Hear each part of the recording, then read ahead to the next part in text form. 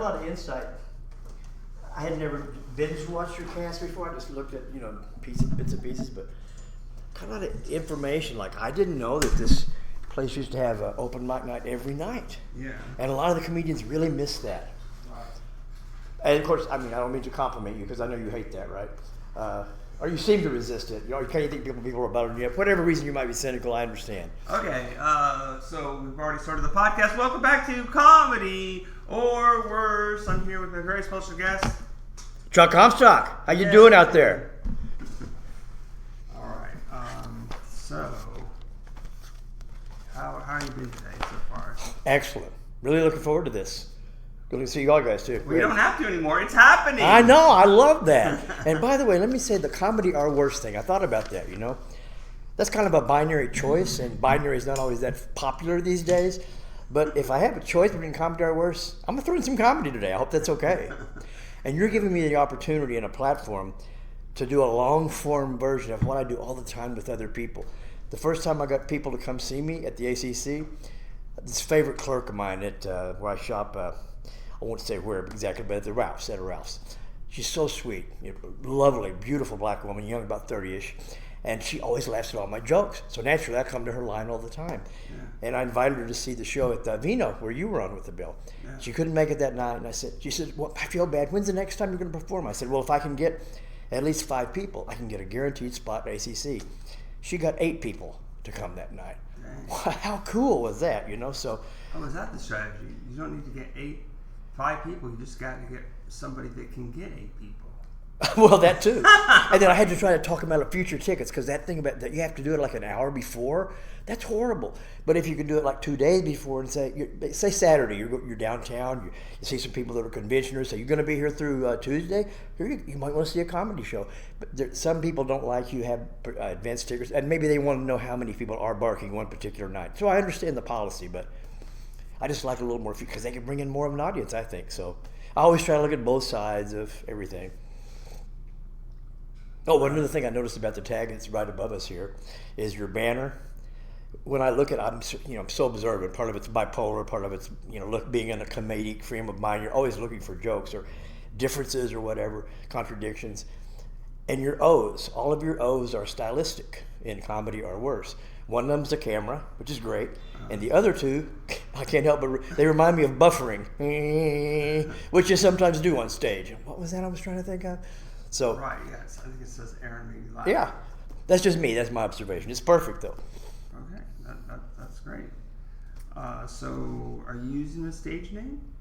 No, that's me. I changed it to Chuck. My mom named me Charles, which was a little bit, she was maybe depending to. I was born 6 days after Prince Charles, who's now the King Charles. That's an awful lot of expectation. Charles, so you're Charles, okay, geez. Then I started looking like Robin Williams, so there was more expectations, but rather Robin Williams than Mrs. Doubtfire. So that's just, And it's a lot to live up to because he was spontaneously funny. I feel like right now, of course, as a new guy, as a newbie, I like that oxymoron. He's an old newbie, so that Robin Williams was so spontaneous. I saw him do that thing on the Actors Studio or whatever, that guy. One time he just took a shawl off somebody in the front row. He did about 8 or 9 characters with that shawl, man. I want to be at that place where I feel free enough to just be spontaneous. And you know this. I've depended too much on notes. New problem with any notes to a podcast. Well, because I wanted to remember things that I wanted to say. Because I didn't want this to be dull. I wanted people to enjoy this. And you never know. Take them over the podcast. Here's the deal, Aaron. These days, anything can go viral and get you famous or get you canceled. You never know who's going to see this. And by the way, we're on the same platform. Don't be putting down this podcast, dude, because we're on the same platform as Taylor Swift and Joe Rogan. So, this ain't Chopaliva. Yeah, absolutely. But we make sure we only sing original stuff, we don't sing their stuff. And what it is about the notes, I know I'm not going to read from them here, but I went through and noticed that there's a kind of a pattern to your questions. So I want to be able to have good answers to each substantive, it worked a minute ago, answers to all your questions. So that's why I wrote down a few things. So. Okay. Now I feel like skipping around. Please do what you like. It's your show. I'm just a guest. I do sometimes notice the order of the questions sometimes flows better than Other times, like some things naturally lead into it, but then the problem is you might forget, oh, I already asked that question. So, you know what I mean? So you gotta... Well, I think what I like about the way you approach it is that you first start out with the personal. You get to know and this is kind of what it's about. You want to let people know the comedians individually, who they are behind the jokes. Right. Like I was watching the other day, the podcast you did with Audrey Herbert is her name, and you really like her, which is great. But I'd never heard her conversational voice before. She's got a real distinctive, rhythmic, and that's it works really well for comically. But wow, to hear that, I was enchanted by it, frankly. So, and she's a good comedian, obviously. So Yeah. I don't know where I was going with that, but Definitely. yeah. Have you seen her roast anybody? No, but I heard her mention that, and and that's kind of one of the things I enjoy about the ACC is that Nathan always has a little insult for everybody after they're there, and I do the stupid joke. I said, well, no comic ever leaves here hungry, because you give each one of us a mini roast. A grandfather joke, but still, that's the way I look at it, and I enjoy it. So. Sure. Yeah. They always say they're going to see me in the obituary, so get over it. I'm not dead yet. I'm not planning it, so. Sure. That's good. Yeah. Externally, I may look older, but internally, I don't feel that way. I'm sorry? Nothing. I'm going to say something mean. I'll just, but not about you, someone else. I will not say that. You're censoring yourself, sir? Yeah. Okay. So how did you get into comedy? Well, I was thinking about that. The thing is, I've been doing comedy all my life. In fact, I did it for 20 years and got paid for it. But they were always a captive audience. I was a school teacher. Get it? So, but the people now that would come see a comedian, they're here because they want to come, not because they have to come, and they're sometimes paying money to do it. So it's a whole different kind of a pressure, and you don't have the kind of stimulus. I usually do the stimulus response thing when you talk like you like riffing with people. Well, you riff when you got somebody else to riff with. All I have to riff with are those 17 voices in my head. Yeah, sometimes they're pretty funny, but you never know. So, yeah. So that's, I feel like, kind of what got me started. But I've always done comedy as a way to get along with people socially. My mom was a hoarder, Well, she was a pack rat in those days, They did that euphemistic term of hoarder. I wish she'd waited a few years. She could have had a series on Lifetime Channel or whatever it is. You know what I mean? But so yeah, I was afraid to bring anyone to my house. I was one time I wanted to vote. I run for student council, but they always had rotating meetings at people's houses. I couldn't run because I couldn't have anybody in my house. I was too embarrassed. So it was really, really bad. So. But in a way, it was also a gift. It forced me to go out and be more social and use my, I've always been noticing comedy from ever since, from Sid Caesar, Johnny Carson, all the greats, I've always loved comedy. And I tried to do it, actually, in the mid-'80s. It was the first time I really tried it.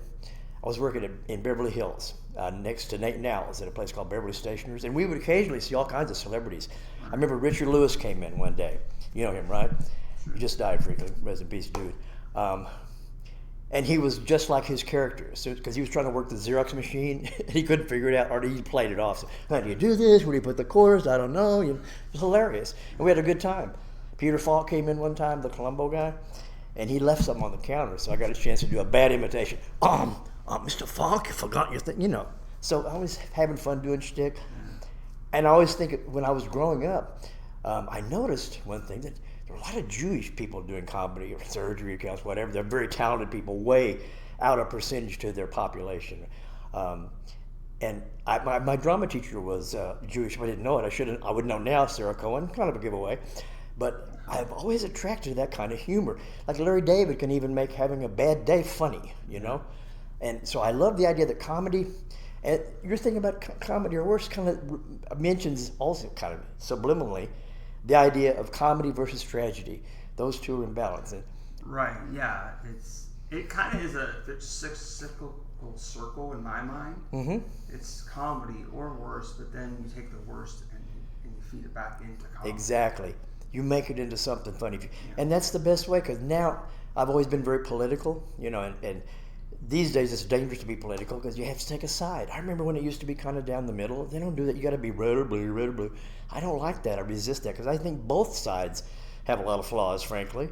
So I found the best thing to do is be an equal opportunity offender. Find something in each, so you don't lose the audience that way. Like Michael Jordan said about selling basketball shoes. I don't want to offend the people, the side or the left or the right. I want everybody to buy my shoes. So wise They man. usually buy them in pairs, Yeah, exactly. So the left and the right. and both parties, let's face it, are a target-rich environment. I think you'd agree. So, oh, by the way, that reminds me. I got a huge compliment the other day. I just sent a text to my friend Grant Olson. I don't know if you know him. He's also doing some comedy. You've seen him around. Tall guy, which I would ordinarily hate because he's taller. But yeah, he's a great Instagram page because he was a swimmer at Florida State. On the boys' team, even. So, and he still did well. Now, what was I going to say about him? Well, I forget. It'll come back. But next question or whatever. I lost my train of thought there because I was talking about how good a dude Grant was. But all right. So, did you get addicted to performing comedy right away? You said you were. Thank you. Brought me right back. Start? In the '80s, mid '80s, I was working at Nate and Al's doing that, just working with. At the stationery store, but meeting celebrities, and that's when I first said, let me try this comedy thing. So I went to tried to come at the Comedy Store in Westwood and the one on Sunset. But sometimes you get bumped with a bigger name came in, and then even on open mic night, somebody else could bump you. You'd get on maybe at 1:30 in the morning, you'd have 3 drunks and a waitress. It wasn't the best environment, and plus I was working. If you have a demanding day job, it's tough to find the time to write material and find funny moments. I thought, Right. but. So I left, but I also during that period of time joined the Groundlings for 2 beginner session classes. Like 8 weeks, and so I had some fun with that, learned some more skills, and then I didn't do it again until when was it? I think it was when I came to San Diego in early 2000, maybe 2005 or so. I went to the Comedy Store and took their class, and stunk pretty badly, Then I didn't start thinking of it again. COVID was horrible, and I think part of this is a reaction coming out of COVID. I remember I loved going to theaters to see movies, and I love AMC, but they're multiplex in Fashion Valley. That's where I go. But it drives me crazy. They still show this stupid thing before the movie starts. What's the actress's name? Nicole Kidman. Right. They show before she comes on, they have the crowd having a good time, drinking sodas, eating popcorn, flirting with her girlfriend, and then she comes on, all by herself, walking down the stairs, dressed up like she's going to the Oscars, but there's nobody else in this theater except her. What are you trying to remind me of COVID? Stop it. I've been sitting notes to it, but they still use it, so it drives me nuts. I kind of boo it every time it comes on, but then I'm quiet during the show, but, don't bring me down. So after COVID, and by the way, my wife at that time had lost the ability to walk. She had neuropathy or something. It took about 2 years to finally get her back up on her feet. So now, so I was talking about going places, getting medical supplies for it, being a caregiver, which is good. I've got a few extra points for the future, put those in the bank. So now the in-laws think more of me. Hey, okay, you're not such a bad guy. But now that I don't have to work anymore, I have all the time to do the research and stuff. I said, this is a perfect time to do it. She's healthy, she can walk. I make a joke, but now that you're on your feet, now that you got back on your feet, you can walk all over me. This silly old joke, grandfather joke, but it's sort of true. In a way, it's good for her and me because I'm so hyper now that I annoy her a lot. So, which is understandable. It's a small apartment, so she likes for me to go out. But I was thinking, one of the questions, have you been on the road? I'd love to do that. So, but I think she's got 2 thoughts about that. One is, that's great, I'll get him out of my hair for a while, but oh shit, I'll have to do the cat box now. Things like that. So, but I'd like to go further, but let's face it, I'm in my 3rd act. That's fine, maybe 5th, depending on the play. But I like that you get some of my references. This some people wouldn't. But my thing is I want to have fun till I'm done. And I've seen some other people. Cheryl Sonstein, you know her probably. Her dad did jokes after she opened a show at one of the before your show, in fact. And he's like 84, and he killed, man. He was hilarious. Never done it before. And another one of my, what's his name? I want to call him Rusty. Andy Huggins is exactly my age, out in Houston. He's hilarious, man. He does this one joke. He says, well, I started dating, and I asked this woman for a number. She said it was 140/90. That's old jokes like that, but the crowd loved it. So that also, every time I see something like that, I think, there's a few people with gray in their hair. I still got my color, thankfully. So I don't think, and I don't sense any sort of a pushback because of my age. I mean, like Joey, I forget his last name, but he the other night at the Quantum, he said, "Oh, that old guy over there got that," which is fine. That's okay. It's an identifying marker. I understand, but I don't feel old inside. I know I look it. Go ahead. You want to ask something or interject? No, Because I'm a train sometimes. So what is your writing process for comedy? Well, the other day, this is a good example. There's comedy everywhere if you just look for it. Right. And I just saw a comedian the other day just pick something off the table that nobody's ever noticed, and what made it hilarious. He said, well, the thing about strip bars, a lot of people think it's not good for the women that do that kind of work, but I think it's empowering, because every time you go by a strip bar, you see that sign that says, "Live, girls." Well, just that turnaround of that word pronunciation, well, that's funny, I think, So, but then I'm a word freak. Being a former English teacher, I'm always looking for changes in wordplay and stuff like that. I think about 70% of comedy, though, is critical. There's always a victim, I would say, and 70% of comedy, the rest of it's wordplay, physical comedy, yada yada. So, and a lot of people, make fun of themselves or other people. That works really well. So, the writing process for me is a lot of times, to be frank, I have a little sativa, maybe. That might help me out. Not indica, that puts me on the couch. I'm sleeping. But sativa gets my creative juices flowing. It may affect my memory later, good and bad, but it does stimulate my mind thinking. And I've been doing it long enough, since 1969, so I'm not, what? He did it where it was legal. Where it was illegal, actually. Yeah. Now it's legal, thank God. Look at the choices now. Yeah, indica, sativa, edibles of all kinds. And when I was doing, I don't even know if you remember album covers, kid, but we had to clean our pot on album covers. Things that vinyl come in with. We had to get the seeds and the stems out. We didn't know what we were going to get. We used to call it stinky, the skunk marijuana. Oh, that was good stuff. But you never knew if you were going to get bad or good. Now it's wonderful, man. I go to a shop that even has discounts. They even have a senior discount. So, that's better than early dinner at Denny's for me. So, yeah. So it's the writing process for me is I look for comedy wherever I see it. I always have index cards with me. I haven't learned yet how to put it on my phone, but I'll get there. Come on, I'm sorry, I'm a boomer. What am I going to say? Look, I learned how to type, Aaron, using all 10 fingers, okay, on a wide keyboard, and I could type 70 words a minute. I didn't do it that fast in 4th grade, but that's when I learned how to type. I've got muscle memory in all my 10 fingers. Your generation is, well, not you necessarily, but the younger people make me feel like Stephen Hawking now. I got a 2-thumb handicap, and look at this. I carry one of these things, which I like to call a boomer cane, right? You see this? This is a stylus. It goes on the phone. It helps me so I can hunt and pick a little faster. And half the time, not half, but too much of the time, I hit the send thing when I don't mean to. I'm trying to hit something just above it, but I'm getting better.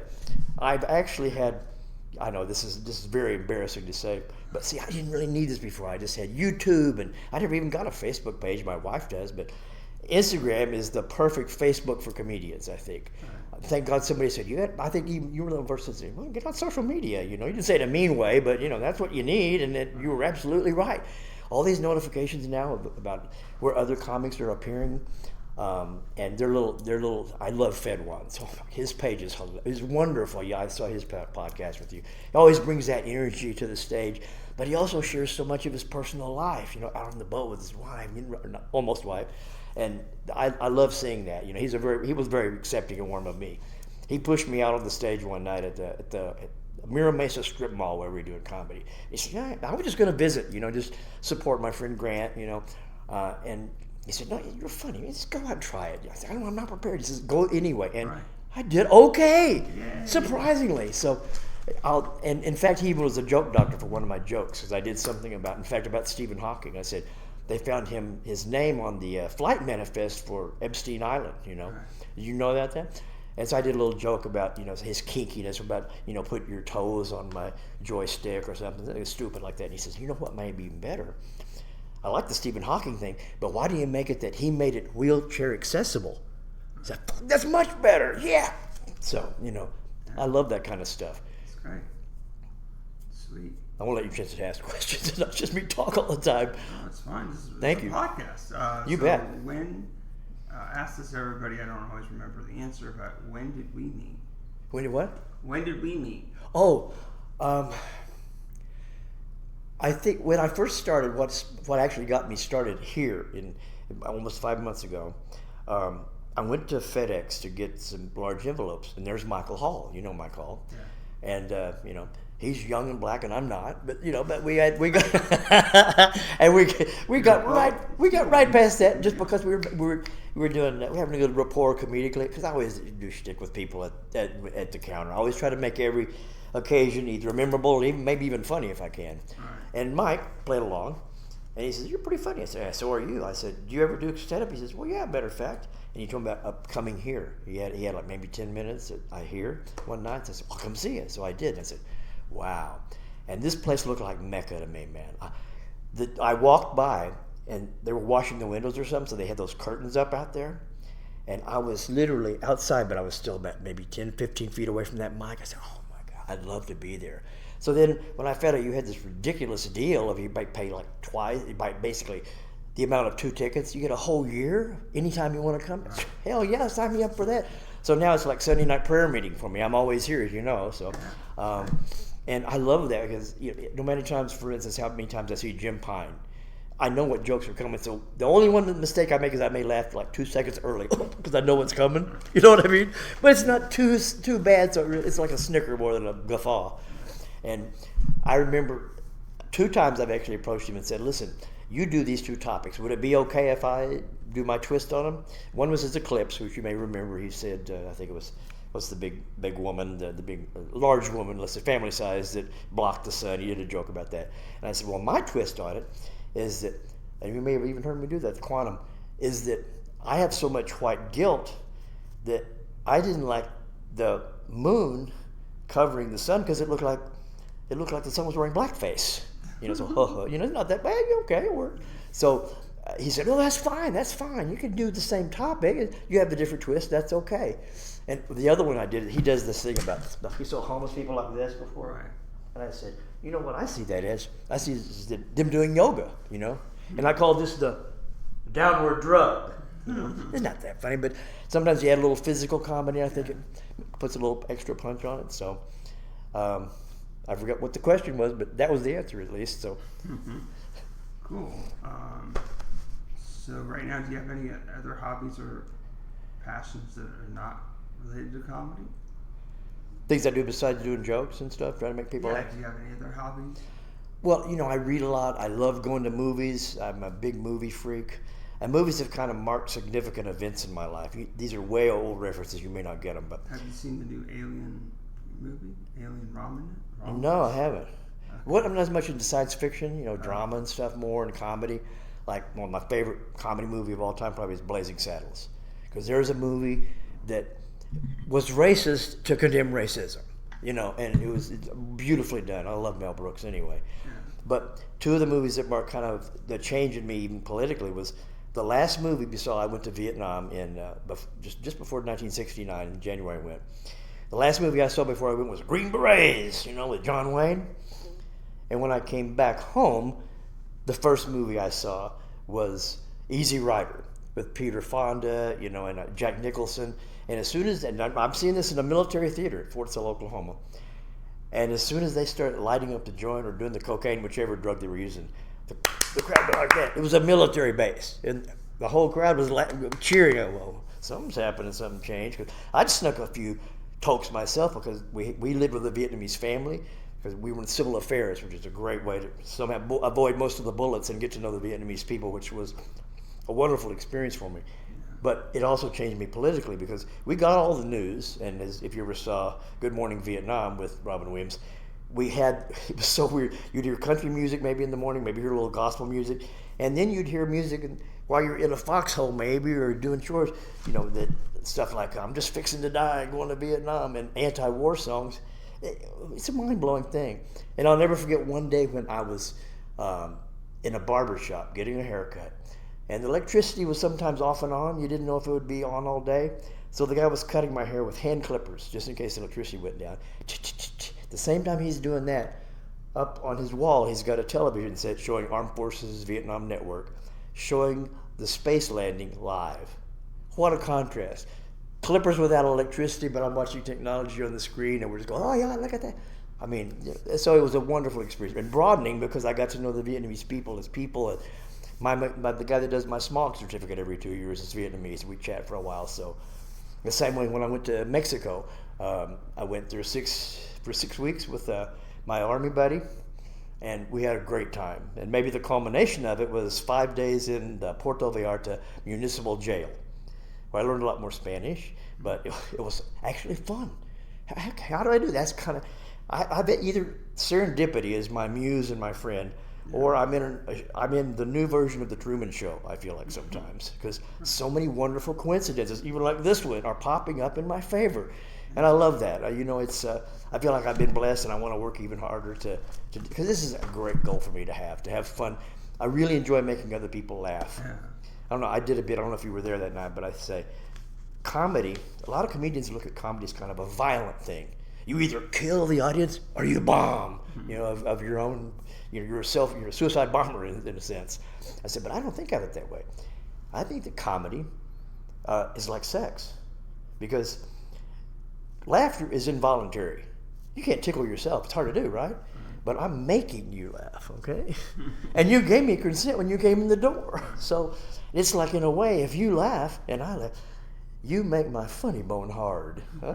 And then if we do it at the same time, mutual orgasm. Okay, we win, So, and it's a silly little thing, but I like that comparison, So, that's, in comedy sometimes I've found, I even do, reading, watching a lot of people doing it, but it seems to me when you do the surprise thing, you go the other direction, that's what makes a joke work. And what I need to do to get away from my notes is, you don't just tell a joke, you perform a joke. That's why I love to watch people like Jim Pine. Oh my God, I just went to LA and did my pretzel joke, and then one comic is like, oh yeah, you really committed. And I'm like, yeah, of course I did. Yeah. Like I don't understand that comment. Yeah, I know. I mean, I understand it in the sense that I see comics all the time. Yeah. Performing, quote unquote, their joke, and like I'm like thinking to myself, you've done that joke better before. Well, and I've seen that. You're right. I mean, every performance is different too, depending on the energy of the crowd, the energy you bring, maybe the nuance of the word, or as I used to say, the emphasis you put on the word. English humor.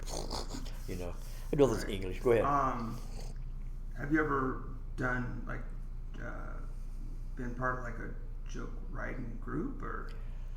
No, I haven't, and I noticed that you have one, but you were complaining about not enough people going, and if you had more than two, yeah, I'd probably go, and maybe even if you just want me to join, I'd probably do that. But I'm trying to take. I think it's on the same day that the Mic Drop is starting their next stand-up comedy beginner class or whatever. Are you going to take a class again? Why not? ¿Por qué no? Because a little bit of Spanish.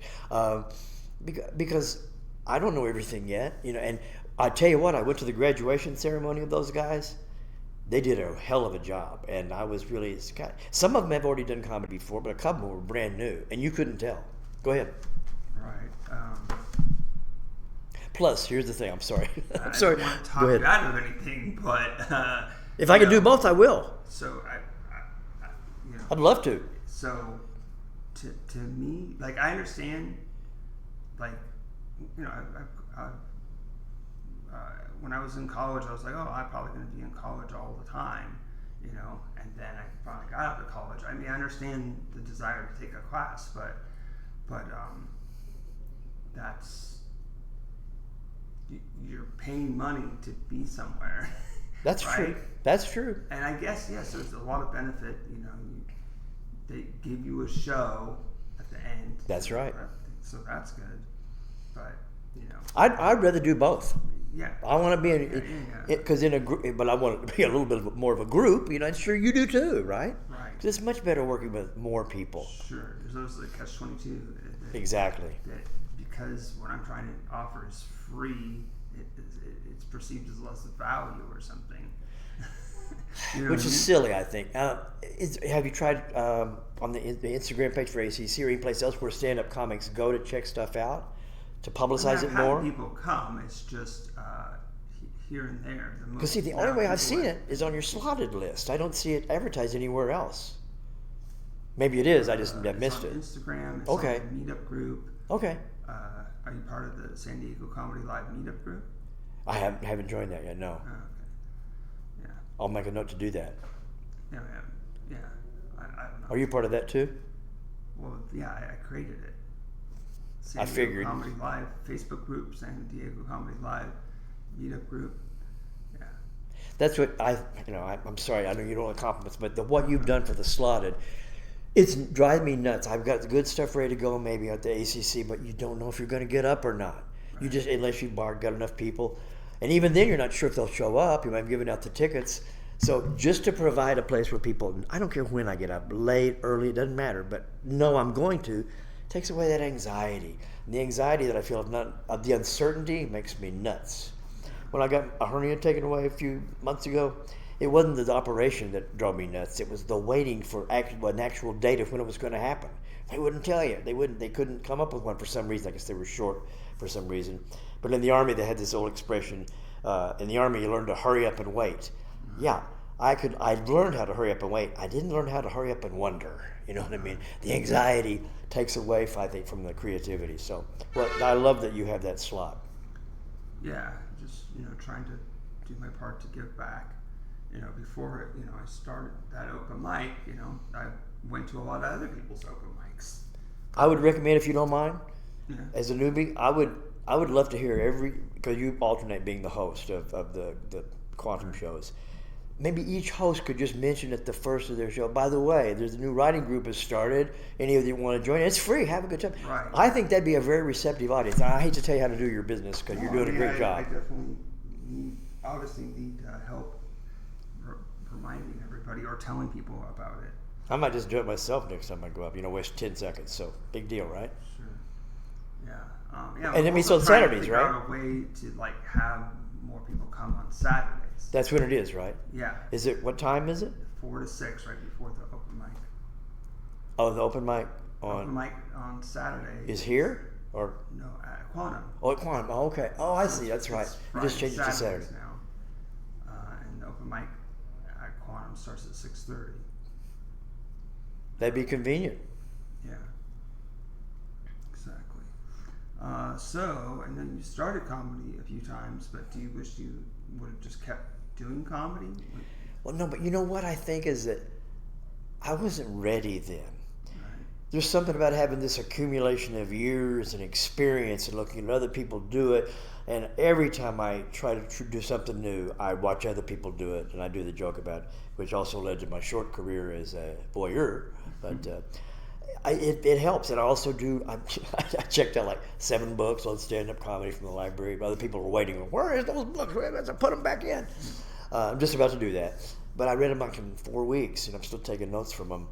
But there's nothing. But there's some conflicts. Like some jokes say, don't use new material if you're new. Well, all I've got is new material right now. And my problem is I keep doing new material every time, and I need to learn like you. Find out what your best stuff is. Make sure you memorize that so it's always there in the back of your mind. I guess that's a good strategy. And then add more stuff, more elements as you go. Right. Also, you have to understand that everybody has their own way of doing stuff. Yeah. So everybody that's giving you advice is just giving you advice from their point of view for them. Yeah.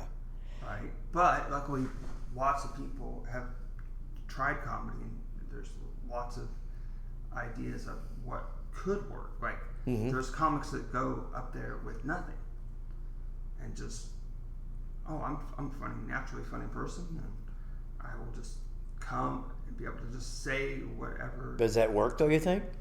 Not all the time. It's that's definitely, I would not advise anybody to do that. It's just there's people that can do it, right?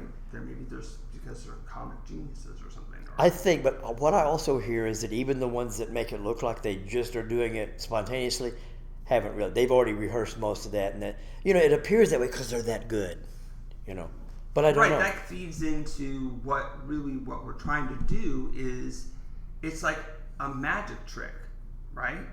Even though the audience should be aware or kind of know that you're telling jokes that have been prepared, the trick is to, I'm just coming up with this off the top of my head. Mm-hmm.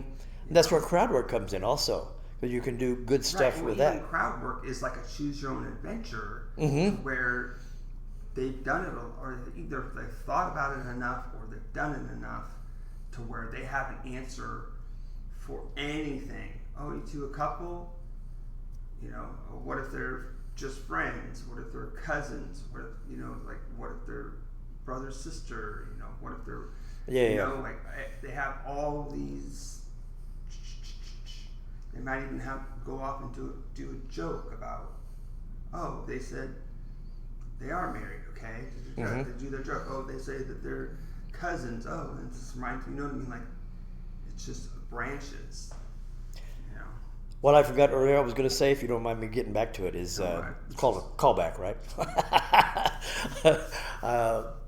My friend Grant Olson, we passed jokes back and forth by text, So on Wednesday, I sent him a text that I just made up about a joke about Kamala, political joke about the flip-flopping thing, right? So I'm watching Sunday Morning, this week with Stephanopoulos in that group, and they got to the panel. They have two conservatives, two liberals, and Reince Priebus, the conservative, told my joke almost word for word. Yeah, now, okay, that tells me I've arrived. I remember you saying this once. Somebody was talking about stealing jokes or borrowing jokes or whatever, and you said, there's also the thing about, what do you call it, parallel thinking. Yeah. Parallel thinking, thank you. Yeah, they've shown that there's just, humans have, there's only so many possibilities. Of course. It's very possible that someone could say almost word for word exactly what you've already thought of. And if I'd had the platform, I could have told it first. I didn't, and that's fine. It's okay. But it also reinforced the fact that, you came up with a joke there that they used on national television. So, Donna Brazile didn't like it, of course. What are you talking about? But go ahead. Well, I would say I don't really know the incident about flip-flopping. I would just say that here's what I say to that. I want people in charge that are able to change their mind. Absolutely. You're absolutely right about that. So why is flip-flopping a bad thing? It's not. I think the thing that... flip-flopping is a negative thing. It is. So it's really being human and change your mind. The only thing I have against... I don't want to get too political, but that she hasn't yet explained how she changed her mind. As long as I know that, I'm good, How did you come to this next conclusion? Was it new facts? Was it a new experience? What helped you change your position so radically from here to... you used to not care about an open border. Now you really want to enforce it. What changed in your mind? And just, I haven't heard yet what those things are. And that's okay if she wants to... If it's working for her, she's going on they even say on CNN, well, her campaign's more based on vibe right now. Okay, that's where we are. Well, here's the thing. Politics is a science, right? So... Science or an art, I'm not sure, but go ahead. Right, so what changed your mind? The political landscape, right? Which looks like pandering, though, doesn't it, if you say... That's one way of looking at it. But if she sincerely changed your mind, go ahead. Listen, don't you want the maximum amount of people happy? Oh, sure. So, right? But I just want to know why. That's all. If you did it so you could appeal to a different... If you're telling one group one thing, another group another thing, there you go. Another group a third thing. Yeah. Well, which is it? That Well, that's what maybe. I don't understand how politicians are functioning in this world to begin with now, right? Because everything's recorded. Yeah. Exactly.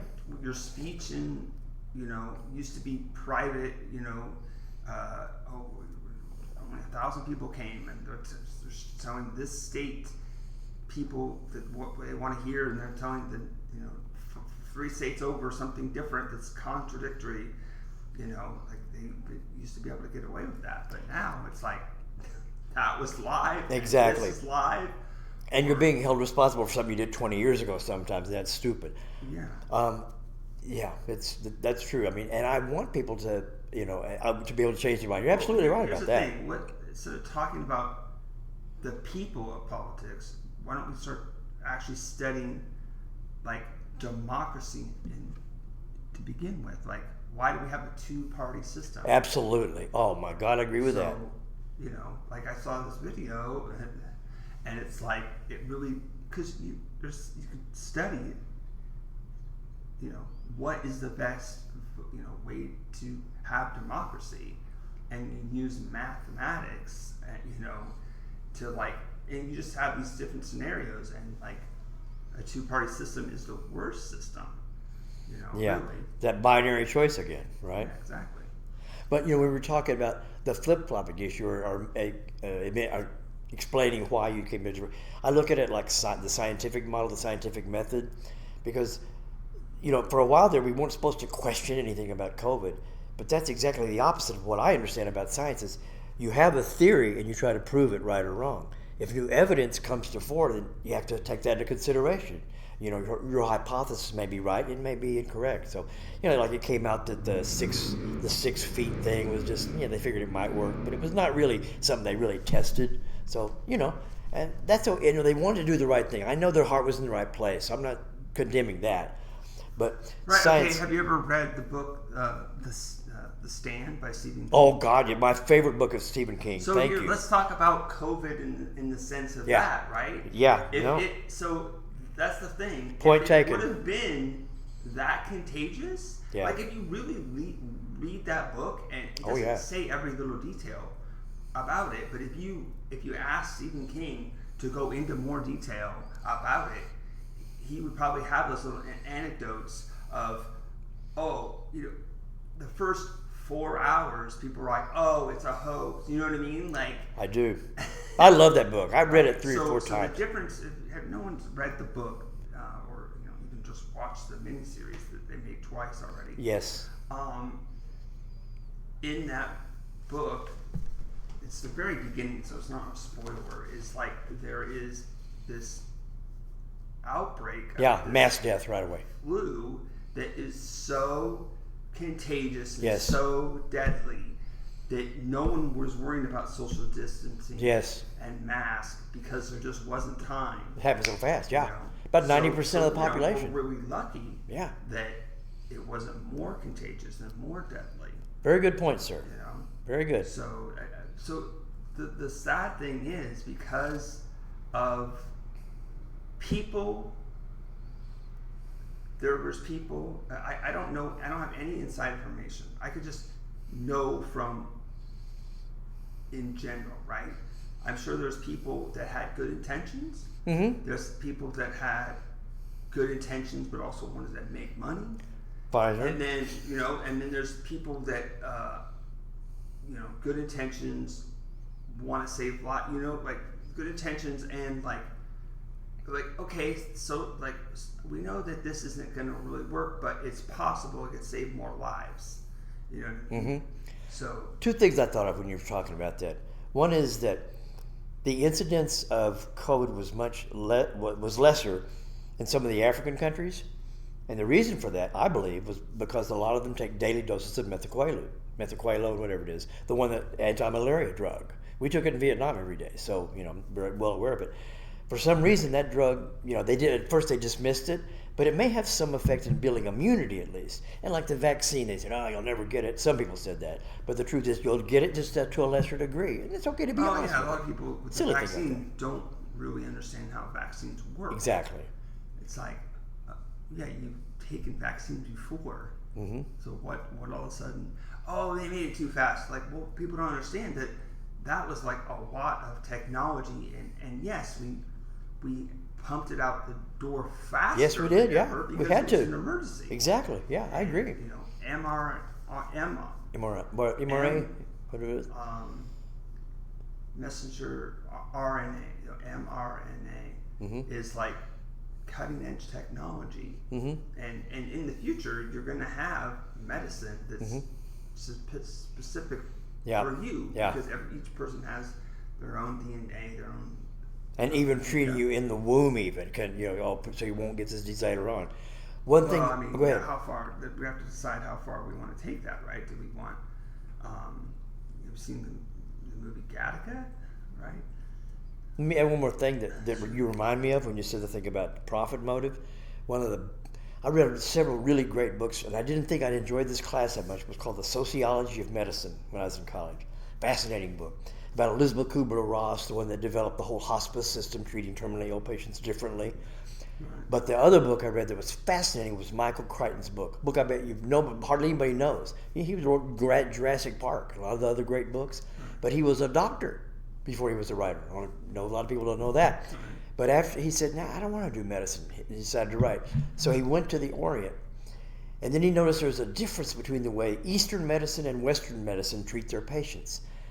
He noticed that in the Eastern medicine tradition, you try to treat the origins of the disease. But because it's more profitable, maybe, it's just one possibility, we tend to treat the symptoms of the disease. Well, you take this, you'll feel better, but you already got the disease. Well, they say, well, maybe holistically you can come from... And I did a little short film for my class on acupuncture, and I'm fascinated how well that works. And I saw it actually done. So there's a lot of different approaches to medicine. We don't always look at one. We don't really understand why placebos work. Even when people know that there is a placebo.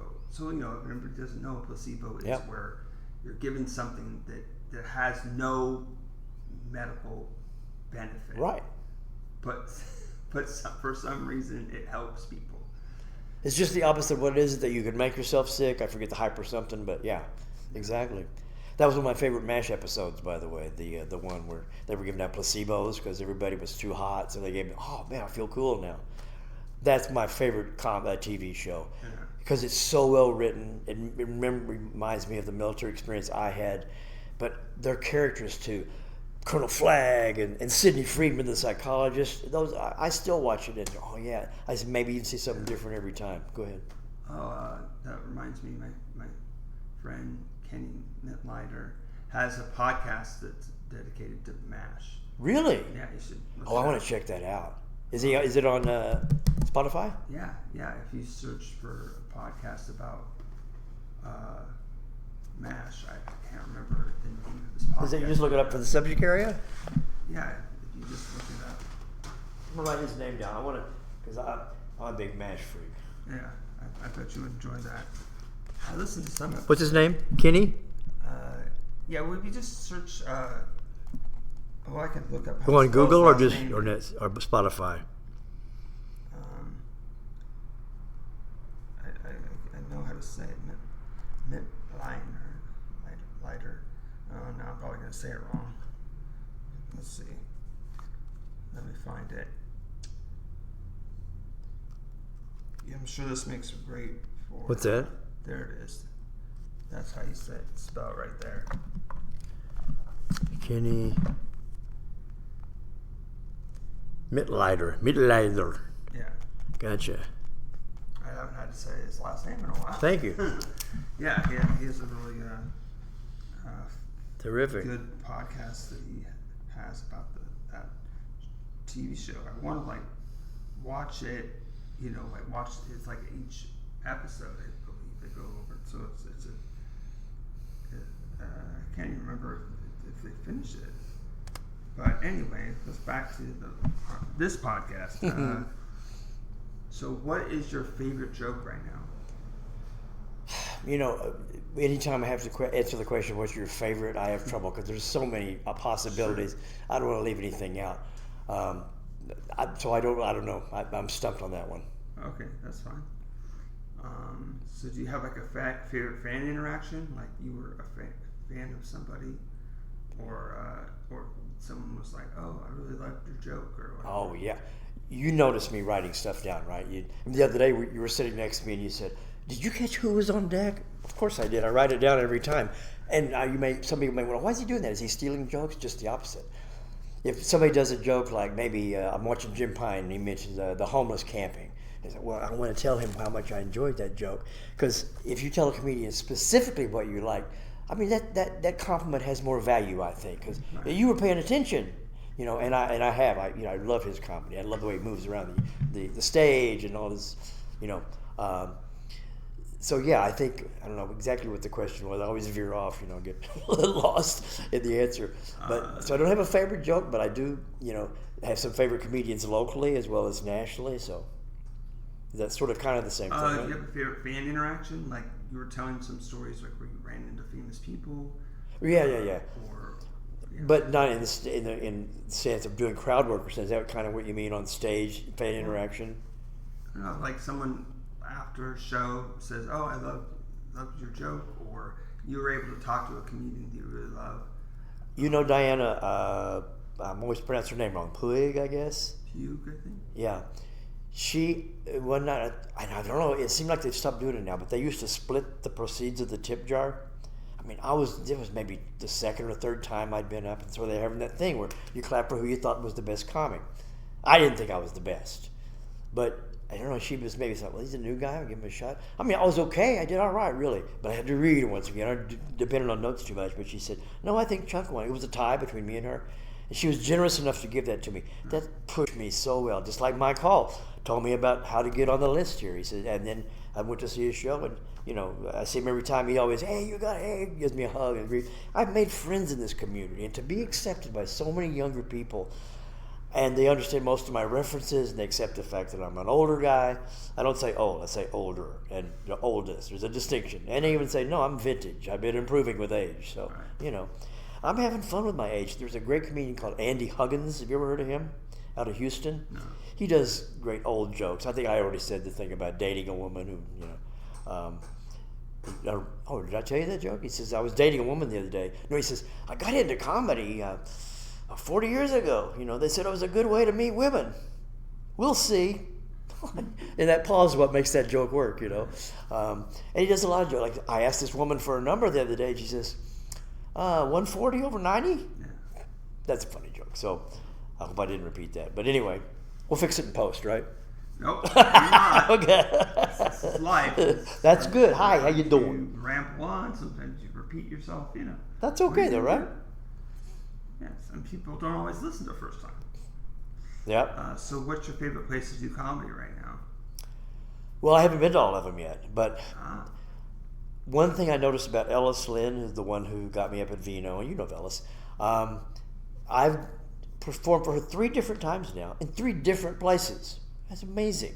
I love Cafe Europa. I love that. I don't know if you've ever been there, but the atmosphere, those Renaissance paintings and stuff, or I forget, maybe the time period is wrong, but yeah, the idea. It's a great room. They also have music there. Vino was fun, and then even that strip ball. So I don't really have a preference, I guess. I like it maybe when it's more in a room, though, than outside with all those other distractions.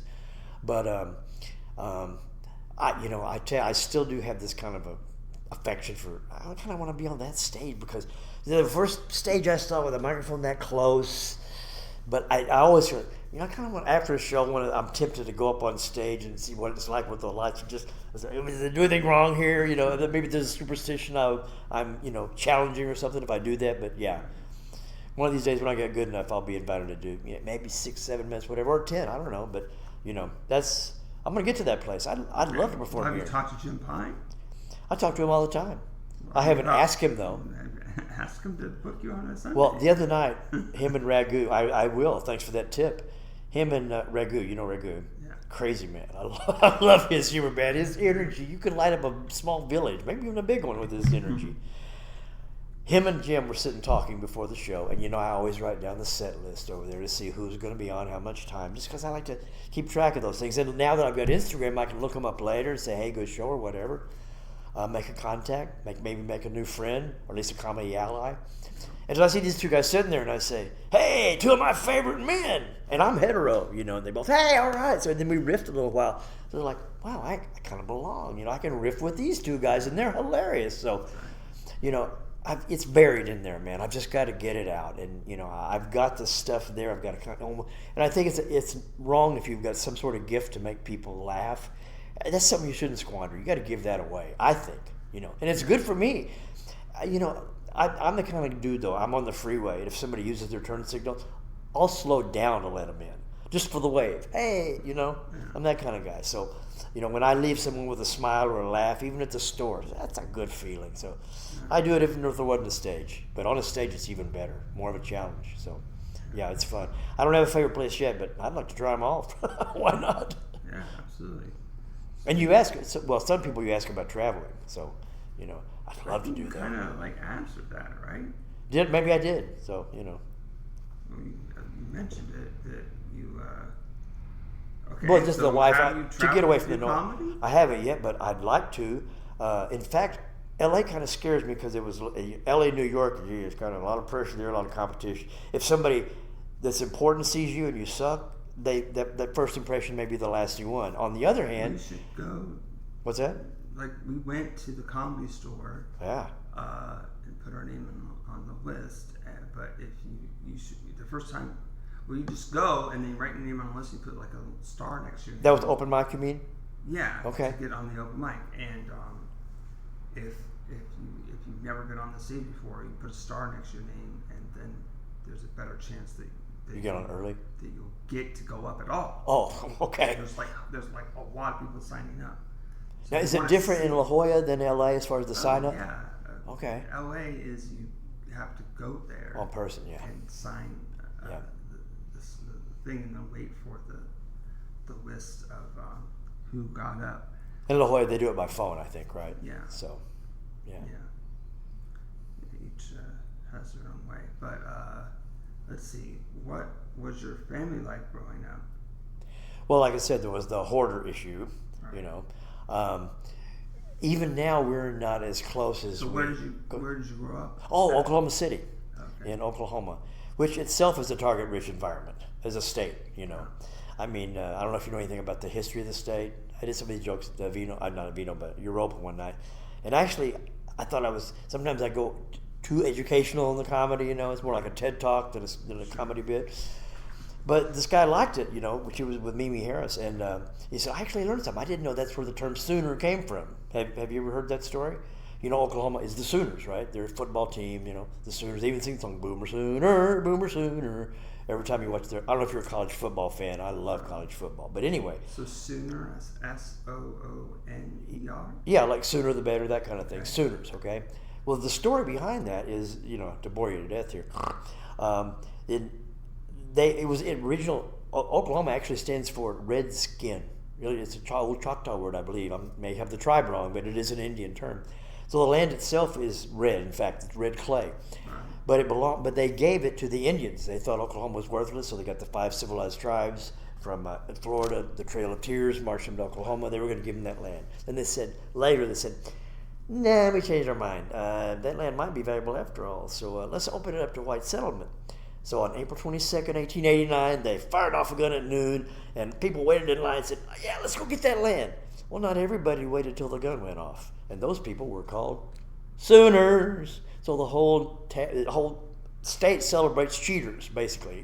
Yeah, the ones that got there early that cheated, yeah, Sooners. I don't know how many people even know that live in Oklahoma, but it's one of those historical tidbits that kind of make me laugh, Their first governor was Governor Wild Bill Murray. They stole the capital from one city to another, making Oklahoma City, it wasn't another town. So they said, okay, fuck it. We don't want to move all the file cabinets, so we'll just keep it there. It's got this real rich, colorful history. And it's fun to find those little tidbits, like when I was teaching even, to find things that made learning a little more fun. I had a sign above my whiteboard, I guess, and it said BORED of education, question mark. Not Board of Education, the people that meet and make the school rules, but are you Board of Education, kids? And then we'd talk about that. So any little gimmick I could use. When I read Great Expectations, I read it in different English accent voices, so this one talk like this, or the other one talk like that. And it was fun for me. I got to, and it brought them into the story more. I hated that book when I read it in school because the teacher said every kid has to read like a paragraph. Some kids read great, some kids read horrible. So you get bogged down. That first paragraph of that story, I don't know if you know it, it's a Dickens story. 19 commas, okay? The guy needs to, there's periods too, there, Dickens, so Charlie, why don't you try that? No, it's too long. But if you emphasize it that right way, it works. At least when I did it to the kids and I started reading it for them, a lot of it, and I'd say read the rest of the chapter at home yourself, maybe keep my voice in your head, it seemed to work. The best comment I ever gave when I did something like that, we always saw the movie afterwards of the book that we read, whether it was Ulysses or whatever. they said, wow, we really like the way you read it better than the movie. Yeah, man, okay. You know, so that's why I felt good about that. I love teaching. It was a lot of fun. Couldn't do it now, though. Because it's just, these distractions are, wow. I don't know how they do it, but. Yeah, exactly. So what was your earliest memory? Ooh, my earliest memory. I make a joke about this. I haven't used it on stage, but it's kind of true. I think I was 5 years old the first time I got caught playing doctor with the neighbor next door. It was my first older woman. She was 14.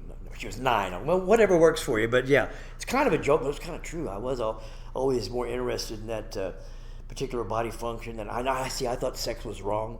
So I remember in 5th grade, I went and bought a book I saw at the drugstore, all about the human body. It wasn't a nasty book, but it talked about pregnancy and boys and females and how they were different, little diagrams and everything. So I took that book, honest to God, in the bathroom and read it. Because I didn't want my parents were very religious. I didn't want them to, think that I was doing. And so when it came time for the sex talk, I said, well, I guess we better talk to you about sex, Chuck. Or Charlie, whatever. I said, I already know all of it. You got a question? I'd already read the book, from a doctor. So, but that was the kind of background there, very religious. And Ragu, I could give him a run for the money on that Pentecostal stuff because him and Sam Kennison and me have had that experience, I guess, so we could do that. Oh, yeah, come now, you got to repent right away, that kind of thing. That's all my background, too, so yeah. The earliest memories, I think, were even reading. I remember my mom started me reading. For all her other faults as a, bad housekeeper, she always encouraged me to be educated, So I think by 5 or 6 years old, we went to some TV show. They had the local people at the local show. They don't do that anymore, but they have their little, Uncle Charlie's show. He'd invite the kids, younger kids. And I was so proud because I could spell encyclopedia to the host of the show. Well, that's very impressive, But, to do that at 5 is kind of cool. So, I learned very early the value of education. Plus, reading was such an escape. Sitting in that that house with all that stuff around, I could still go read a book, and get lost in that environment like Stephen King, one of my early favorites, So now I'm a big fan of the Jack Reacher series novels, and I like a lot of action in my reading, but I also read a lot of nonfiction. I go to a lot of sides. I try to get both sides of the political perspective, I guess. And so as far as hobbies, I don't really have any other hobbies. I'm just reading it on YouTube. I hardly ever watch broadcast television except one fabulous show. If anybody likes cock shows, they really ought to see The Rookie, which reminds me of me. I don't know if you've ever seen it. It's on Hulu, I guess, if you don't see it on ABC. But it's about this cop that in his middle age decides he wants to be a cop. He was like a contractor or something like that. It's fascinating. The character development is fantastic, but the great story behind the scenes is that it came out about 3 years before the George Floyd killing, right? So there was a big question then, should we have any shows on TV about cops? There was this kind of anti-cop kind of a sentiment for quite a while, ACAB, right? And this show said, let's do something about that. So they went to advocacy groups and said, what can we do to make our show relevant? And they always had a mixed cast, but they attacked social issues head on. And at the same time, they still showed you the human side of police work. It's a fabulous show. This is like their 6th season now. They weren't sure if they were going to renew it, but they renewed it, and now it's getting even more popular. They screwed around with the scheduling, and they still had enough loyal audience. One of my dreams is if I ever get popular enough, or just maybe if there's a Make-A-Wish Foundation senior division, I'd love to meet those people in that cast, because at the end of every episode, I'm just, sentimental enough that it always brings a tear to my eyes, because they always bring something heartwarming at the end. It's a good show. Catch it sometime. You'll see what I mean. Anyway, I'm just a fanboy, so. Yeah. So what's the biggest audience you perform for? Wow. Oh, that's a good question.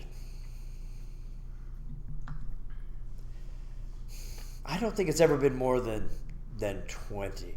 Although, as far as performing goes, that's true for comedy. But when I was a kid, when I was like maybe even, at least maybe 7 or 8. Maybe not younger than that, maybe even 9 or 10. But in my childhood, before my teens, we were very much a church group, and I sang pretty good. In fact, I wanted to do a song today, but I wondered about the copyright thing, whatever. So I would sing. I'd go to these singing things where it was interdenominational. And I loved it when we went to the black churches because my church just had a piano. Man, you go to the black churches, they got a whole band. Yeah, it's fun, man. They make religion fun. So the singing things, sometimes I would be invited to sing, just do a solo, And it was weird because at one point, we were fairly poor. And I remember having to go on stage and my shoes were falling apart. The bottom soles were splitting from the top. How embarrassing, and I want to do a good job of singing, but my mind is on my shoes. But I did okay, I still, everybody liked it, so, but I was, a little embarrassed, but I thought that was kind of the first time I said, the show must go on, and you can move past that, and maybe even you'll feel better after you move through that. And I did, so it worked. So, well, haven't you performed at ACC? I have, yeah. Oh, you're right. Thank you. Duh. Excuse me. There are more than 20 comedians in the audience. I know. It's either my memory or early Alzheimer's. You figure it out. But yeah, I love that crowd. Like just the other day, James Schrader here. I don't know if you were here Sunday night. No, you weren't. But he killed, and it was packed. They sold out. I was wondering if I could even get in, but I usually schlub with somebody in the back of me in the line, and I sit next to them, and that worked perfectly. Plus, everybody knows me here. But he did 45 minutes here on Sunday night. But 2 weeks earlier, I just saw him do 3 minutes because nobody gets more than 3 minutes at the ACC, even if you're a name headliner comedian. I love that. I love that equality, that equity, or whatever you might want to call it. And I recognize a little bit of the material from ACC that he slipped in there, but he did something. I don't know did you see his show or even see any tapes of it?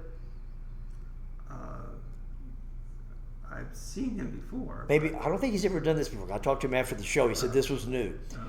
He took like 4 pages about this size, and he said, "These are notes for my show. This is my set list. So I want you guys to help me out here." So he passed out 4 separate set lists. Okay, and he didn't know what was coming. So he would go and he says, "Okay, you can read, right?" And he gave him a sheet. He goes, "You're all right with this? Can you help me out?" And so he picked 4 different parts of the audience and pass out each one of these sheets, and he would call on them and say, "Okay, what's next?" I don't remember the joke for that one. What's the next one? But it worked, man. I'd never seen anybody do that. That was ballsy, and that's where you've got it. But later he admitted to me, "Well, I didn't just write this. These are old jokes and the old set list." But I was pretty confident it would work. It did. So, and I love being able to, when I walk up to comedians and start talking, they're already okay with that. It seems like some of the stars and Hollywood actors and actors, they don't have that same sort of accessibility and openness to fans, that comedians do, and I love that. The first show I saw at ACC of a headliner was Jamie Lissau, and it was sold out. And at the end of the show, he said, "Anybody that wants to hang out and buy merch or just talk to me or have a selfie, that's fine, I'll do it." Like 35 people signed it, were in line to do it. I was the last one. I couldn't even work my phone right. It was horrible. But he had to take the picture for me. It's on my page, And it's very nice to have that kind of feeling, Met his fiance, who's from San Diego, and he's from Alaska. So good story behind those two. So I love the way comedians act with each other. Another thing about comedians is that both comedians and their audience are smarter than the average bears, right? They know the references more than, and that's, sometimes you ask about what the bad thing about comedy is. Sorry if I'm getting too fast. No, he's jumping ahead. What's the worst thing about comedy? I'm sorry. Should I wait? No, you brought it up. The bad thing, what was it I'm going to say though now? There's not many bad things about comedy. That I can think of. And I forget. I did actually write that down though. Let's see what I write about. Let's try a little James. What is it? Give me comedy.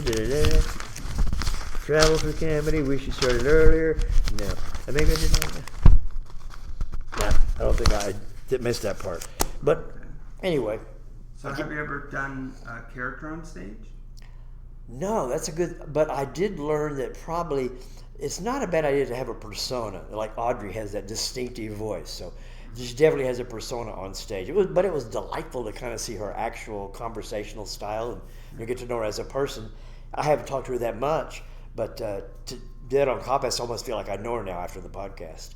But I haven't thought of it, but it might not be a bad idea. Sometimes you go into characterizations, I think. You want to play a stern person, but that's not your whole role on stage. So I'm working that out. Any suggestions? Like act outs and stuff. Because you don't have a character, do you? Well, it's definitely a heightened version of myself. Yeah. And you do a lot of those rhythmic things, and that's kind of a nice way to draw people in, and a distinctive trademark kind of thing. So I noticed that stuff anyway. So Cool. So, what's your best booking story? Like, it's like like maybe Ellis Lynn booked you 3 times, or they've all been like magical, because Ellis was the first one that gave me 10 minutes. That's a long time when you're just starting. To be able to get that amount of time, it's a gamble. And she did it, and I just read most of it, of course. But it was good writing, but once again, it wasn't performing. You shouldn't, it's not a TED Talk. You don't have to read it off. It's you have the cute microphone. So it's better to do comedy.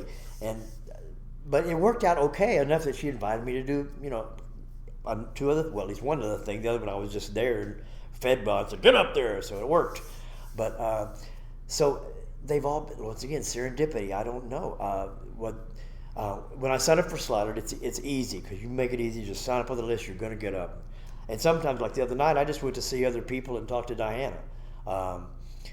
And I also had a great talk with Joey, who was one of the last people you had on your podcast, Joey Horowitz. And I always kind of wanted to talk to him.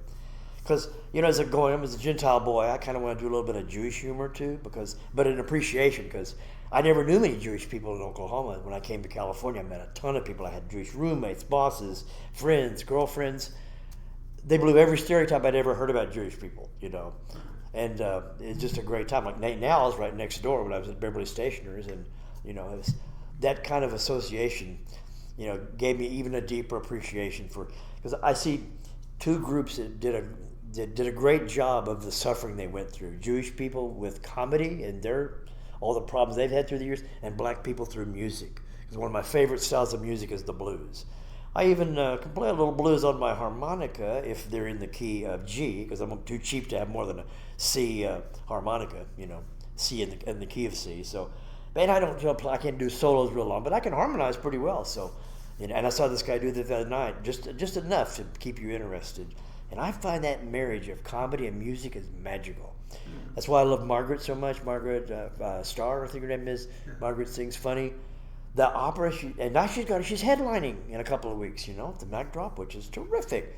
I didn't know she was that far along, but every time I see her, she does something a little bit different. She did a thing just on her Instagram the other day about having a brown puffy mole removed from her shoulder. I don't know if it's still there, but God, it was hilarious. Just doing it in her car. So, and I asked her the other day about this copyright thing. She was very helpful. She's always been just supportive, and she didn't know me from whatever, but just that's the kind of people in this group here. And I think maybe it's part of it's San Diego, but this community of comedians has just been phenomenal. And the more I know them, the more I love them. Yeah. Do you feel that way too? Oh yeah, absolutely. That's why. Because you get a different feeling up in LA, right? Well, yeah. The only reason I go to LA is, eventually I'd like to be able to perform there. Did you get up that night on open mic? Not at the Comedy Store. Didn't get on the list, but we went to another open mic, and we went up last, but it was still a fun night. Still a good crowd, at least? Yeah. Quite a few people stayed. Remember the name of the venue? It was Elysium Theater. Oh. It was. Is that in Silver Lake? Silver Lake. I don't think Maybe so. not. Maybe It was, down by Melrose or the Fairfax District? Let me look up. It sounds familiar. Let me look up the name of the show, because they just. It's another thing about The Rookie. Every time I watch the show, they do a lot of filming outside around the areas of LA, and I recognize, I know that part. Silver Lake. Oh, there's. Let's see the name of the.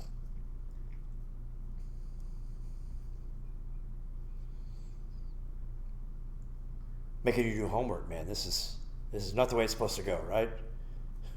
Oh yeah, Funny Games is the name of the open mic they have on. It's the Elysium Theater, Elysium, I believe. It's funny. Oops. Funny Games is the name of the. You don't remember what part of town, right? No, because I just follow the GPS. Like, Yeah, I know. And it all looks the same anyway, right? One town bleeds into another, you don't know. yeah. And then the streets will change name, even though it's the same street. So that drove me nuts. Yeah. It was a good bucket, but I think there's a few people that didn't get to go up, but Did you go with the group? just went with Dayton. Okay. Dayton Chapelier. Do I know him? Has he been on? Yeah, he's been on the podcast. Okay. He has the. I look like the guy that, on the front of the fish stick. Oh, right. box. Wow. Yeah, it's fun to go with him. Although we definitely have different Styles of comedy. styles of everything. Yeah, he wants to drink and smoke in the car. Uh-huh. Well, drinking in the car is illegal. Right. Smoking cigarettes or smoking Cigarettes cannabis? is very disgusting. So I didn't let him drink it. Yeah. Inside of a car. I'm old enough to remember when you could smoke on a plane, for crying out loud. God almighty. How silly was that? Even though I was a smoker then, but it's nicotine in those days. When did you quit? About almost 15 years now, at least 10. So, Okay, so yeah. you're young. but only nicotine.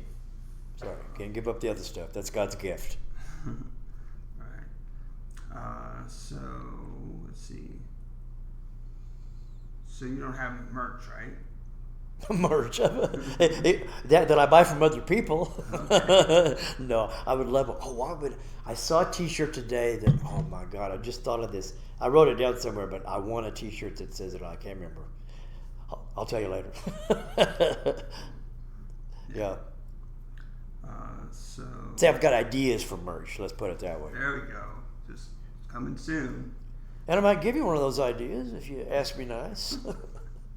That's fine. I got plenty of ideas. Fine. Okay.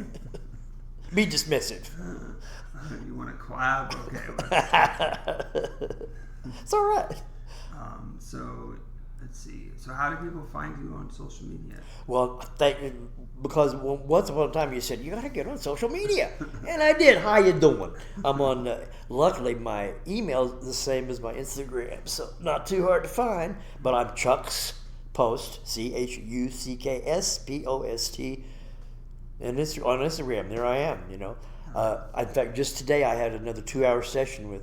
I had to get tutors. Okay, that's how sad I am as a boomer. How do you do this? And I've got this great tutor. I've had 2 tutors so far. 2-hour sessions, and we meet in Starbucks. She took 2 new pictures of me today in Starbucks that I just posted today, and already got some likes. While we were still finishing our session, I got like 5 likes. Wow, that's so cool. But if it wasn't for her, I wouldn't have anything on my Instagram. But I'm slowly building it. And so I'm like already 50 followers. And I know it's easy to get followers, but I mean, that feels pretty good since I just started like 3 weeks ago. It's not easy to get followers, okay? Well, really? Just, That's cool. No. I think they were just clicking because, he's another comedian. But you can check it out. You can see it's pretty neat. And one of the first things I posted was that flyer where you're on it with me, and it was my first time I had my name on a flyer and my mug. Hey, and that was what a nice feeling it is. And I'll always treasure that, no matter how many more I get. But I want to get more.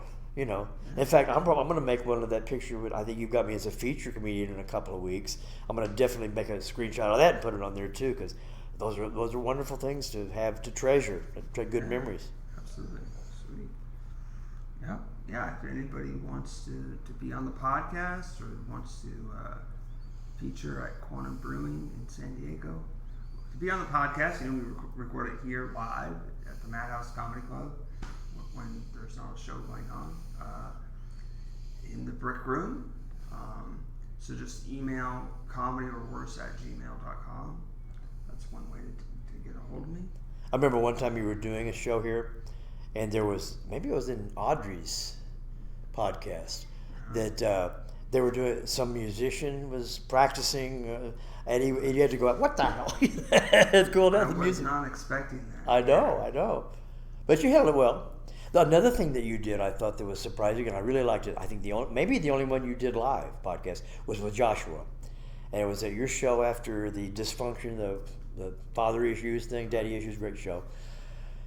A couple of people hadn't shown up, so he's like, I got to fill this time. And that ending you came up with, pulling Joshua up, I think he's been on like 3 times on your podcast, but he's very personable, got good material. And I like that. And I recognize that was the first time I've ever been on your podcast. As an audience member, though. Right. And I was looking for myself, and I said, wait, is that me there? Because I always said where I can do a fist bump, because I like that, and I can see, not quite on the first row, we're just dangerous, but right to the next one. And I looked, I said, that can't be me. There's no bald spot there. But that stupid day I wore my vintage hat, so, and it turned to the right, there, it's got a hat. That's why, but there I am, taking notes again. And so, yeah, and I thought that was a great way to end your show. And, and you hadn't done that live before, I guess, with an audience, but I think it worked out well. Don't you think it was a good way to close? Yeah, absolutely. That's always a possibility when we have to fill time is have a mini episode of comedy or worse. And the experts, so-called, about comedy say, well, you should always have your best joke either first or last. I forget the order. Or your second best joke either first or last. Do your other stuff in the middle. You should have about a punchline every 20 seconds. Well, I don't know about that formula. I've seen other people do it differently. Like I've seen Corey, for instance. He does the way he always seems to tell stories, and he always seems to get something new in there. I told you this the other night. I like that. I really admire how he does that. Plus, he's so expressive with his facial gestures and his eyes, But I don't know where I was going with that. But yeah, every time I see someone, I learn something different. How could I use that, or at least admire it? So it's all learning. And I thought the thing about comedy is, you want the only enemy of a comedian, I think, is indifference when it comes to an audience. Sure. Yeah, if they boo, yeah. Make sure that people. It's okay to laugh, laugh out loud.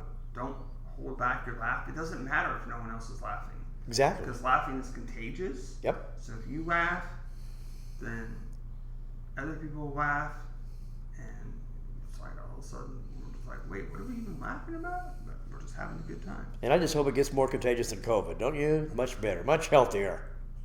Don't have to take a shot to get rid of it either. How about we just decide to just not I'm sorry. just put things out of our mind. Absolutely, I agree. We don't need to name the same every time, right? Fair enough. Labels sometimes are, nasty anyway. I agree. Yeah. Hopefully the next one, isn't people don't dismiss it and it doesn't just kill everybody, right? Yeah. Because we had a bad experience and we don't trust the people to tell us what they do. So that was the point of the story we started about Stephen King's The Stand. Mm-hmm. Is that hopefully next time we're able to actually come up with a vaccine, because if it's deadly enough and too many of the people that could come up with it are dead. True. Then I think though sometimes we didn't concentrate enough on the populations that were the most probable to have problems with it, like the older people, the younger people, the kids in school didn't have that much of a problem, and the people that went to exercise. I remember them arresting surfers for surfing by themselves on the water, and they weren't infecting anybody. So, yeah, and exercise I think helped. And vitamin D, we find out now. I was always taking vitamin D, so I think I had it one time. And it wasn't even that severe. But then one time I went and I was having trouble breathing. I forget, it was like heavy breathing or something, panting too much. And so I went to them about it, and they said, well, you got to go to the COVID tent and check it out. It was right during COVID. Spent all day there. There was no sign. They gave me 2 different tests for COVID. Didn't have it. But they didn't treat the underlying thing I can't complain about. So next time I came there, maybe a month or 2 later, I wasn't going to say, no, I was shortness of breath. I wasn't going to tell them that, because they wouldn't treat that. And while I was in there, the doctor was calling and telling people, yeah, your COVID test came out positive, so here's what you need to do. Stay away from people and drink water, get more sleep. See, at that time there weren't any of the kind of things we do now to actually treat it. We have those things now. But So I just remember all the things that kind of were unusual. I'm not mad or anything about it. I'm just noting and observing things that, and I think that way. Go ahead. Right. Yeah. I mean, say that we had never had the flu. It's true. Yeah. Right. Yeah. So that it was just a new thing, and because it's almost bad because people are used to the flu. So it's like, what that's right. is different than this with this flu? That was the problem. For a while, you couldn't even have a common cold. You weren't allowed. We have to test you for COVID. I just got the sniffles and a cough, but then you had to suspect everything. Well, because you can't self-diagnose. I know. I agree. I'm not disagreeing. I'm just saying the issue it brings up. It's like now, it's like people are like, "Are you sick?" It's like, yeah, I know my body. I have allergies. Yeah, and it sure is easier to call in sick now. Oh, I think I have COVID. Okay. Anyway. But I try to have a sense of humor about everything, so can't take me too serious now, Aaron. I'm not an advocate over here, or vaccine denier, or anything like that. So,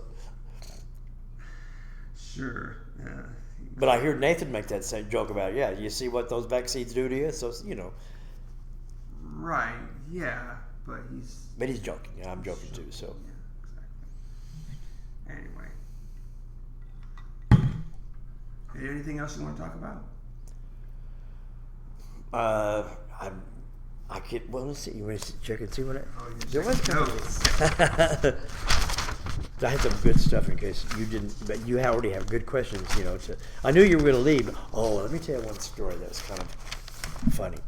I used to be a writer for a music trade magazine in Hollywood, and it was like if you think of Billboard, the Billboard magazine. There were two competitors to Billboard then. One was Record World, and one was Cashbox, and I wrote for Cashbox. I was the album review editor, and I was I would send people to the concerts, and I'd attend them myself. And then I was in charge of the kind of the gossip column page. But the album page was the big deal because every week new releases come out. We'd have like about 30 to a page, and the top two were the big ones that week.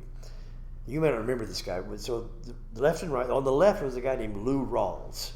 He was kind of like a jazz pop singer, black guy, very smooth, velvety voice, or kind of like a Mel Torme. Very talented musician, and so I liked his album. We wrote reviews of it.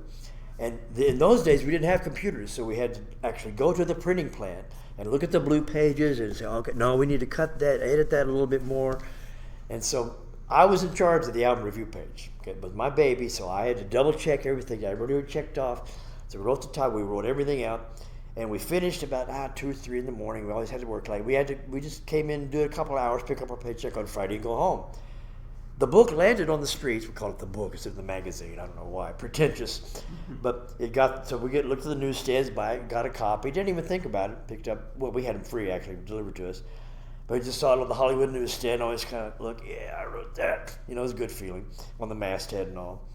So I go home and I'm resting, and so I turn on Carson. And who's there? Lou Rawls is the guest. All right, cool. Let's see what he has to say. So he's sitting there on the couch, and Johnny says, so Lou, how's it going? Have you got a new album out and everything? How's it going? He says, well, I'm not too sure, Johnny. They wrote they gave me a good review in Cashbox. I don't know, maybe you didn't even mention the magazine, or maybe you did. I don't remember that part. I know I knew it, but he said, yeah. He says, I looked on that page, and they had my name and a picture of the album and everything, and the name of the album, is Unmistakably Lou, but they misspelled it, and it came out Unmistakably Low. Like, oh God!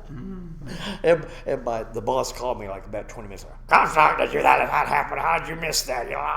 So they ended up having to give me more free ad space or something. And I didn't get fired, but it was just one of those lessons: double check and triple check. But that's just one of those great stories. I think that if I was ever on the couch, I could tell that story. And I remember when Lou Rawls, So that's why I wanted to tell you. It was one of my gold, top shelf stories. So I don't know if you saw it that way, but I like it. So Sure. A good lesson. Yeah, it's a funny story now, even though. Yeah. I don't think Lou thought it was funny, great.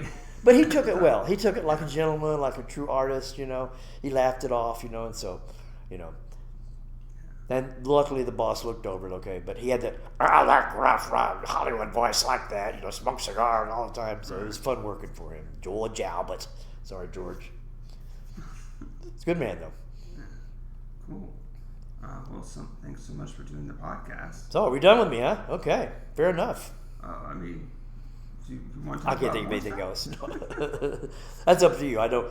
I'm just glad to have this minute much. We're almost at an hour and a half, so. Really? Yeah. Oh man, that's pretty good for a new guy, isn't it? Yeah, I've seen him go up to 2 hours, and I've seen some just 30 minutes. So I feel like 30 minutes you let me have some fun. Thank you. I had to do one of the 30 minutes episodes over again. Really? Not even on purpose. Wow. Aaron, I'm really grateful for this. It's both humbling and gratifying at the same time. Coming and doing it. Yeah, I mean, thanks for the opportunity. I'm pretty new in the game to be offered this kind of an opportunity, so I'm so grateful. I want everybody to be able to be on the podcast, and that's why I'm trying to release one once a week, every Monday. Good. You know? So how about? You like this episode? Try. I love it. I mean, well, you're biased. You're on the episode. I know my in-laws, who they call me an outlaw. They'll be watching. I'll say, "Hey, if you could find it, it'll be at the top of the list there." So about 4 Mondays away, probably, right? It's probably going to be like the first Monday of next month. Of October. Yeah. Cool. Just before my brother's birthday, so I can have fun with that. It's on the 7th, his birthday. So, Okay. hey, Richard, you're gonna like this. So. Sweet. And you know what also feels good in closing here is that I'm definitely going to make sure that my in-laws see this in the Twin Cities, in Minneapolis. And, I've not been the best husband to to his sister, let's say. But, I've as a caretaker, I've been a pretty good guy the last 10, 15 years. Yeah. And this is kind of a new thing, so they really cheered me doing this comedy thing. So I'd love to be able to go to Minneapolis and do a set there, one of their comedy shows if I ever travel there, if they have an open mic. But Steve, my brother-in-law, is kind of a tough audience, and you are too, because you've seen so many comedians. It's hard to make you laugh, but I've done okay, so I feel really good about that, and I hope, Steve, you feel the same way. So, All right. this feels fun, man, and I really appreciate it. Thanks so much. You're welcome. All right. See you next time at the stage, This is the wherever end that is. of the episode. Say bye. So long, see ya. All right. This has been comedy Or worse. Hell yeah.